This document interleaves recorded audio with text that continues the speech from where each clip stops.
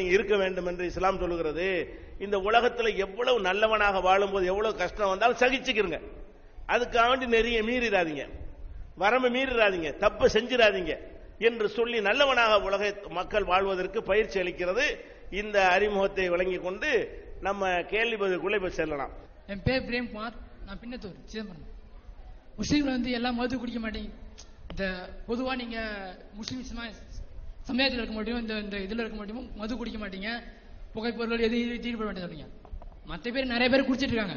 அவங்களுக்குலாம் இந்த கேள்வி நீங்க கேட்கலாம்ல, நீ ஏன் குடிக்கிற, நீ ஏன் குடிக்க கூடாது, இந்த மீட்டிங் அவங்களும் வைக்கலாம்ல, அவங்கள வச்சு நீங்க திருத்த பார்க்கலாம்ல. எங்களை திருத்தத்தோட இஸ்லாம் ஒரு இனிய மார்க்கம்னு எங்கள்கிட்ட சொல்றதோட அவங்கள்ட்ட சொல்லி நீங்க திருத்த பார்க்கலாம்ல. எங்கள்கிட்ட வந்து கேட்டு முஸ்லீம் ஒருத்தர் நல்லவங்க அப்படின்னு நாங்க ஒரு அபிப்பிராயம் இருக்கு, ஒரு பக்கம் இருக்கு, ஒரு பக்கம் இல்ல. முஸ்லீம் கெட்டவங்க தான், முஸ்லீம் நல்லவங்க தான், ஒரு பக்கம் ரெண்டு பக்கம் பிரிச்சு வச்சிருக்கோம். நல்லவங்க கெட்டவங்க அப்படின்னு பார்க்கல, முஸ்லீம் அப்படிதான் பாக்குறோம். முஸ்லீம்னா நல்லவங்க, எல்லாரும் முஸ்லீம் தான். நீங்க சொன்னீங்க ஒரு கேள்வி, என்ன சொன்னீங்க, முஸ்லீம் வந்து தொழுவ மாட்டேன்றான், அவங்க அப்பா முஸ்லீம், அவன் பாட்ட முஸ்லீம், எல்லாம் முஸ்லீம். அவனுக்கே முஸ்லீம் சர்டிபிகேட் கொடுக்கீங்க? அவனுக்கு ஒரு சர்டிபிகேட் இருந்து நான் எங்க அப்பா முஸ்லீம், என் தாத்தா முஸ்லீம், நான் என்ன முஸ்லீம் சர்டிபிகேட் கொடுக்குமா? அவனுக்கே முஸ்லீம் அப்படியே எங்க கொடுக்குறீங்க? அவனை திருத்த பாருங்க, முதல்ல அவங்கள திருத்துங்க, அப்புறம் மட்டும் எங்களுக்கு வந்து பேசலாம். அதாவது முஸ்லிம் அல்லாத மக்களுக்கு நீங்க இஸ்லாம் இனிய மார்க்கம்ங்கிற ஒரு நிகழ்ச்சியை நடத்தி சொல்ல வர்றீங்க. முஸ்லிமா இருக்கிறவங்கள என்ன செய்யறதுல ஒழுங்கான முஸ்லிமா இல்லை நீங்களே சொல்றீங்க. முதல்ல அவங்கள திருத்திவிட்டு எங்களை திருத்தவாங்க அப்படிங்கிற கருத்தில் அவர் கேட்கிறார். இது திருத்ததற்கான நிகழ்ச்சி இல்லை, முதல் விளங்கிக்கிறணும். இந்த நிகழ்ச்சி என்னவென்று சொன்னால், இஸ்லாம் என்றால் என்ன என்று முஸ்லிம் அல்லாத மக்கள் அறிந்து கொள்ளணும். இஸ்லாத்தை பற்றி உங்களுக்கு அறிமுகப்படுத்துகிற ஒரு நிகழ்ச்சி தானே தவிர உங்களை எல்லாம் இஸ்லாத்தில் சேர்க்கிற நிகழ்ச்சி இல்லை. நீங்களா சேர்ந்துக்கலாம், அது ஒரு விஷயம். இது நடத்துற எதுக்கு என்று கேட்டால், இஸ்லாத்தை பற்றி உங்களுக்கு பலவிதமான தவறான எண்ணங்கள் இருக்கலாம், அந்த எண்ணங்களை நீக்குவதற்காகத்தான் இது நடத்துறோம்.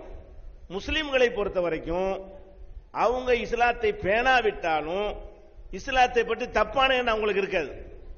முஸ்லீம் இஸ்லாத்தை பேணாம இருப்பான், இஸ்லாம் சரியான மார்க்கம் இல்லைன்னு அவன் நினைச்சான்னு சொன்னா அவனுக்கு இது மாதிரி நடத்துறான். அவன் நம்ம மார்க்கம் சரியானது என்று நம்புகிறான், அவன் கடைபிடிப்பது இல்லை. முஸ்லிம் அல்லாத மக்கள் என்ன செய்யறாங்கன்னா, முஸ்லிம்களை பார்த்து விட்டு சில தப்பான எண்ணத்துக்கு வந்துடுறாங்க, இஸ்லாத்தை பற்றி தப்பான எண்ணத்துக்கு வந்துடுறாங்க. ஊடகங்களில் வருகிற தகவல்களை பார்த்து ஒரு முடிவுக்கு வந்து விடுகிறார்கள். அப்ப இஸ்லாம்னா இதுதான், நீங்க நினைக்கிற மாதிரி இல்லை என்று விளக்குற கடமை, உங்களுக்கு விளக்குற கடமை தான் இப்போதைக்கு இருக்கிறது. முஸ்லிம்களுக்கு சொன்னா என்ன என்று சொன்னால் அதை சொல்றோம். இது மாதிரி ஒரு நிகழ்ச்சி இந்த இஸ்லாம் இனிய மார்க்கம் சிதம்பரத்தில் நடந்து பல வருடங்கள் ஆயிடுச்சு. ஆனால் முஸ்லிம்களுக்கு சொல்லுகிற நிகழ்ச்சி வார வாரம் நடக்கிறது. இது இப்பதான் நடக்குது, பல வருடங்களுக்கு பிறகு ஒரு நிகழ்ச்சி திரும்ப நடத்துறோம். முஸ்லிம்களுக்கு நாங்க என்ன செய்யறோம், ஒவ்வொரு வாரமும் அவர்களுடைய தவறுகளை சுட்டி காட்டுறோம், அவங்களுக்கு அறிவுரை சொல்றோம், நீங்க குர்ஆன் படி நடங்குறோம், நபிகள் நாயகன் சொன்னபடி நடங்குறோம், மாதா மாத புரோகிராம் நடத்தி கொண்டிருக்கிறோம், பெரிய அளவில் பொதுக்கூட்டம் நடத்துறோம், மாநாடுகள் நடத்துறோம்.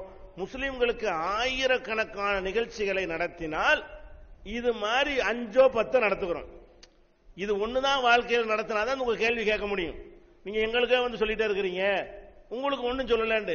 உங்களுக்கு சொல்ல ரொம்ப குறைவு, மிக மிக குறைந்த எண்ணிக்கையில் இது நடத்துகிறோம்.